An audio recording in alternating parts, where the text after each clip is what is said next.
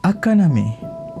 Hantu Akaname ni memang popular dalam masyarakat Jepun dan dikatakan hantu ni tak bahaya. Tapi kalau ada orang terserempak dengan dia, memang orang tu akan lari hitam bukang lah kan, sebabkan rupa dia yang menyeramkan. Hantu Akaname ni dikatakan dia ada lidah yang panjang sebagai alat pembersih kotoran manusia. Kotoran manusia ni, ataupun aku boleh panggil najis manusia, adalah makanan favourite Akaname ni. So korang dah dengar benda tu, confirm lah tempat tinggal dia dekat dalam tandas. Dikatakan kalau tandas tu dibiar tak dibersihkan, dia akan jadi tempat tinggal hantu Akaname ni. Dan diorang katakan muka dia ni macam seekor singa dengan lidah yang panjang.